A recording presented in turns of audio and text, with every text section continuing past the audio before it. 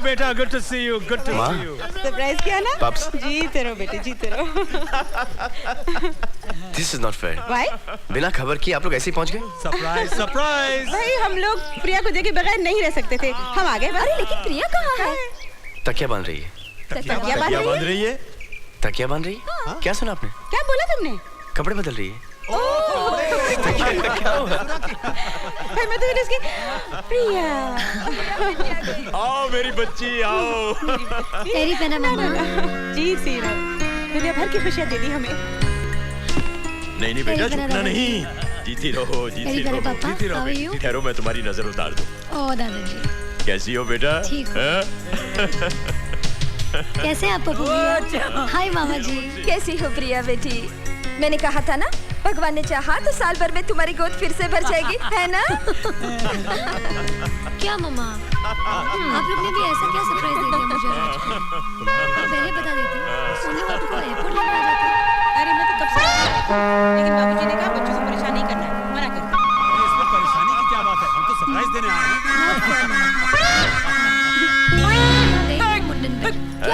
क्या हुआ?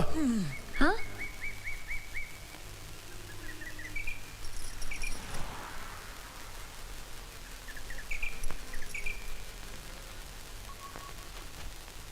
ये मेरी दोस्त की बीवी है, मधु। इसके हस्बैंड अक्सर बिजनेस के सिलसिले में बाहर रहते हैं। इसके घर में कोई नहीं है, इसलिए ये हमारे साथ रहती है। अच्छा, ये तो तुमने बहुत ही अच्छा किया बेटी। ऐसे वक्त में ना अकेले नहीं रहना चाहिए। आओ इधर आओ, आओ ना। पैरी पहना। खुश रहो, जीती रहो। मैं प्रिया की सास हूँ। मुझे मालूम है, प्रिया मुझे रोज आप सबकी बातें बताती है। आप मामी जी हो, आप मामा जी, और आप पप्पू भैया, और आप दादाजी। पैरी पहना। अरे झुकना नहीं, जीती रहो बेटा, जीती रहो। और आप पापा जी। दादाजी, आप मेरी नजर नहीं उतारेंगे? अरे क्यों नहीं बेटा, जीती रहो, खुश रहो, सदा सुहागन रहो।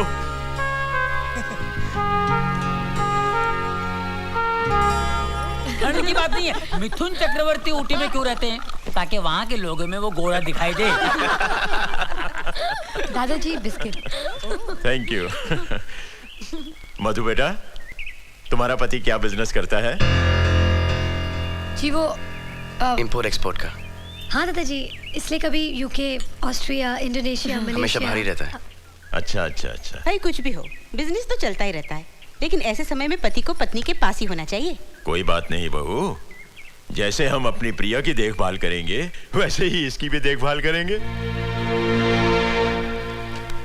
माता पुनि बोली सोमति डोली तजहु तात ये रूपा, कीजिए शिशु लीला ति प्रियशीला ये सुख परम अनूपा, सुनी बचन सुजाना रोदन ठाना होई बालक सुरभूपा।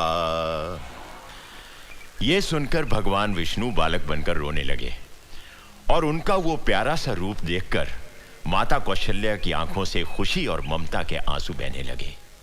कहते हैं कि भगवान रामचंद्र जी के जन्म का वर्णन अगर गर्भवती मां सुनती है तो उसके बच्चे को भी अच्छा लगता है। तुम जरा महसूस करके देखना, कोई ना कोई हरकत अंदर जरूर हो रही होगी। सुनी शिशु रुदन परम प्रिय बानी, संभ्रम चली आई सब रानी, हर्षित जहाँ धाई दा। अरे मधु बेटी, तुम वहां क्यों खड़ी हो? इधर आके बैठो। आओ आओ बैठो। हाँ तो सुनो, भगवान श्री राम के जन्म के समय पिता दशरथ की क्या हालत थी? क्योंकि जितनी खुशी बच्चे के होने के समय मां को होती है, उससे दुगनी पिता को होती है। तू क्या सोच रही है बेटी? यही ना कि तेरा पति तेरे साथ नहीं है। इसमें जरूर उसकी कोई मजबूरी होगी, लेकिन वो हर समय तेरे और तेरे बच्चे के बारे में ही सोचता होगा। हाँ तो तुलसीदास जी ने कहा, काम कोटि छवि साम शरीरा।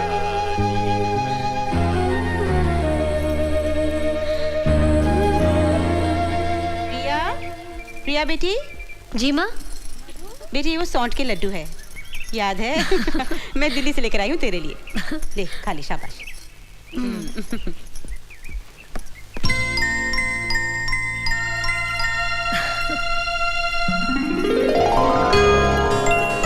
आ मधु बैठ। माँ मेरे लिए दिल्ली से सौट के लड्डू लाई है, इसे खाएगी ना तो बहुत फायदा होगा। खा।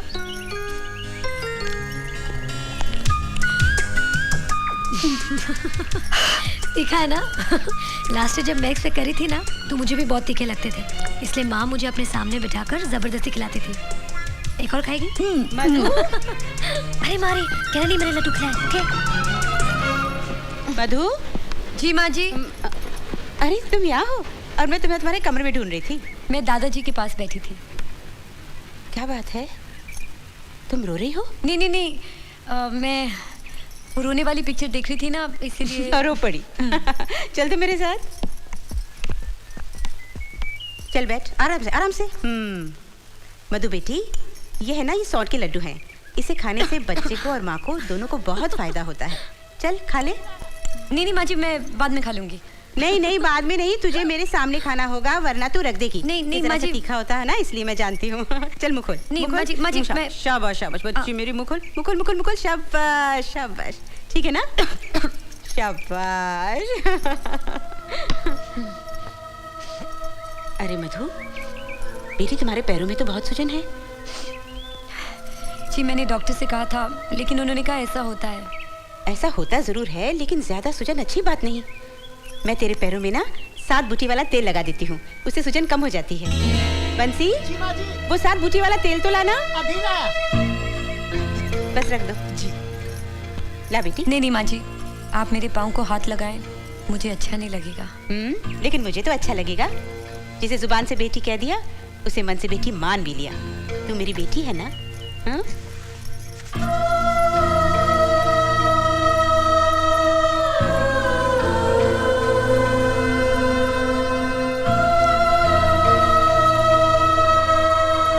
तुम्हारे परिवार में कौन कौन है बेटी?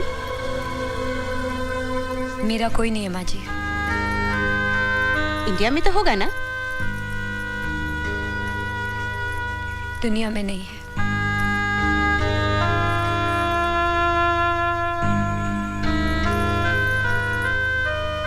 आज के बाद फिर कभी मत कहना कि मेरा कोई नहीं है। अब से ये सारा परिवार तुम्हारा है।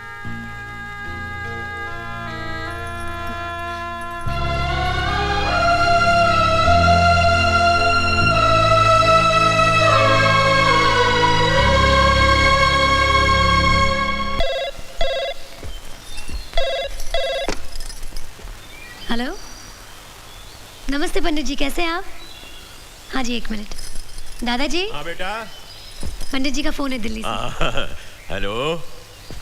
हाँ पंडित जी, नमस्कार। किसका फोन? पंडित जी हाँ क्या बोल रहे? पता ठीक है ठीक है, आप जैसा कहते हैं वैसा ही करेंगे। आप तैयारी कीजिए। हाँ अच्छा।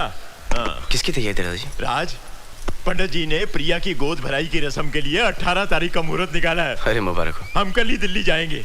अच्छा रंजीत, अरे बहू। राज, हम इंडिया कैसे वापस जा सकते हैं? मधु भी तो हमारे साथ होनी चाहिए ना? क्योंकि प्रिया की गोद भराई की रस्म 18 तारीख की फिक्स हो गई है। तुम राज के साथ ऑफिस चले जाओ और फौरन बोर्ड की मीटिंग बुलाकर सबको समझा दो। दादाजी, ऐसा नहीं हो सकता क्या पंडित जी को यहीं पे बुला लें और यहीं पे गोद भराई की रस्म कर लें? क्यों? क्योंकि प्रिया की डिलीवरी की डेट इसी महीने है और यहाँ पे मेडिकल फैसिलिटीज भी बहुत अच्छी हैं। अरे फैसिलिटी क्या बात कर रहे हो? एक फोन मार के सारी फैसिलिटीज मैं दिल्ली ट्रांसफर करा दूंगा।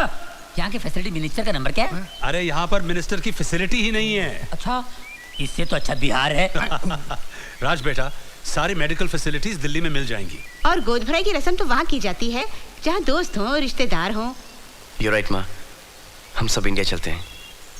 मधु, मैंने तुम्हारे हस्बैंड को प्रॉमिस किया था कि मैं तुम्हारी देखभाल करूंगा, क्योंकि तुम्हारी डिलीवरी की डेट और प्रिया की डिलीवरी की डेट एक ही दिन पे है। लेकिन हम सब इंडिया जा रहे हैं गोद भराई की रस्म के लिए और मैं दादाजी की बात कभी टाल नहीं सकता। लेकिन तुम्हारे हॉस्पिटल की बुकिंग्स वगैरह मैं सब कर दूंगा और जब भी तुम्हें लेबर पेन हो तुम खुद चली जाना, इतना मैनेज कर लेना प्लीज। अरे तुम्हारा दिमाग खराब हो गया क्या? ऐसी हालत में वो बेचारी अकेली कैसे जाएगी अस्पताल? दादाजी, इसके पास और कोई चारा भी तो नहीं है ना? कौन है इसके साथ? और ये इंडिया भी तो नहीं चल सकती हमारे साथ? क्यों नहीं चल सकती? तुमने इसके हस्बैंड को प्रॉमिस किया था कि नहीं? जी किया तो था। सब लोग सुन लो, ये मेरा फैसला है कि मधु हमारे साथ दिल्ली जाएगी। क्यों बेटा, मुझे कोई एतराज तो नहीं है ना?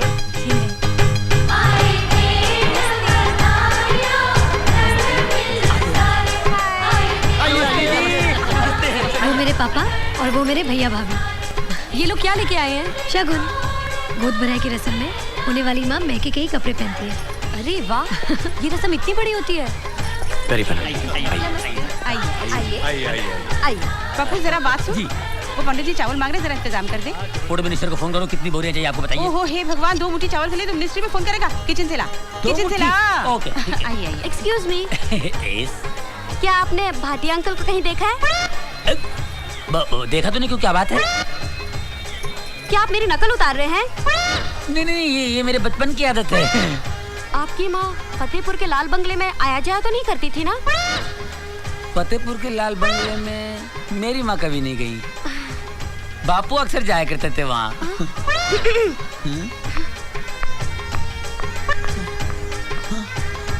बापू हमेशा कहा करते थे कि बेटा तेरी को एक बहन है। बापू प्रिया, तेरे शगुन का जोड़ा आ गया है, अब जल्दी से तैयार हो जा। माँ जी आप नीचे चलिए, मैं प्रिया को तैयार करके लाती हूँ। नहीं बेटी, तुम नीचे नहीं आ सकती। देखो मैं तो चाहती थी कि तुम्हारी भी गोद भराई की रस्म मैं प्रिया के साथ करूं, लेकिन पंडित जी ने कहा कि 2 गर्भवती एक साथ इस फंक्शन में नहीं शामिल हो सकती। ठीक है माँ जी। और प्रिया बेटी, आज बिल्कुल दुल्हन की तरह पूरे सुलह श्रृंगार करना। जी। औरत की जिंदगी में ये गोद भराई की रस्म बहुत बड़ी बात होती है, क्योंकि औरत के एक नहीं 3 जन्म होते हैं। पहला जब वो किसी की बेटी बनकर इस दुनिया में आती है, दूसरा जब वो किसी की पत्नी बनती है, और तीसरा जब वो माँ बनती है। और माँ बनने से पहले ये गोद भराई की रस्म इसलिए की जाती है कि आने वाले बच्चे को इतने आशीर्वाद और दुआएं मिल जाएं कि उसका जन्म तकलीफ के साथ नहीं, खुशियों के साथ, खुशियों के साथ, खुशियों के साथ, खुशियों के साथ। अब तुम जल्दी से तैयार होकर नीचे आ जाओ, रस्म का वक्त हो रहा है बेटी। अरे राज, तुम यहाँ। अब प्रिया को बातों में लगाकर मत रखना, इसे तैयार होकर नीचे आना है। अच्छा? राज, मैं इस फंक्शन में नहीं जा सकती। क्यों? माँ ने कहा ये कोई मामूली रस्म नहीं है, ये पूजा प्रार्थना इसलिए है कि आशीर्वाद दुआएं हमारे बच्चे को मिले। इस रस्म में मेरी जगह मधु को बैठना चाहिए। लेकिन ये कैसे हो सकता है? अगर मधु मेरा दुल्हन का जोड़ा पहन ले तो घूंघट तो रहेगा ही ना, और किसी को मालूम ही नहीं पड़ेगा कि वो मधु है।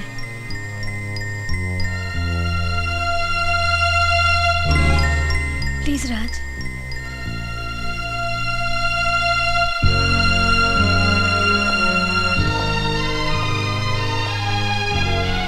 मधु, तुम शगुन का जोड़ा पहन लोगी? ठीक है। Thank you.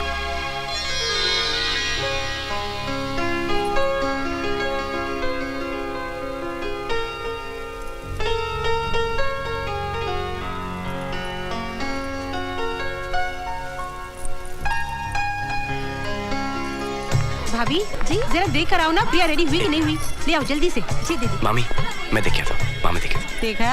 अच्छा भाई, तू ही ले आ।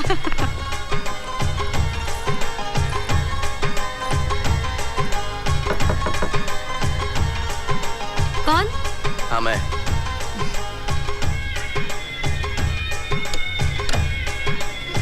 मधु रेडी होगी?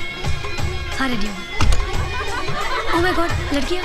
अरे मैं तो मंगलसूत्र सुनो पहना सुनो नहीं। सुनो, मैं पहना लेता हूँ, तुम जाओ। अच्छा ठीक है, मैं उस तरफ चली जाती हूँ। करता हो, भगवान करे तेरा बच्चा जुग जुग जिए, और जैसे सूरज सारी दुनिया को रोशन करता है, तेरा बच्चा मेरे वंश का नाम रोशन करे।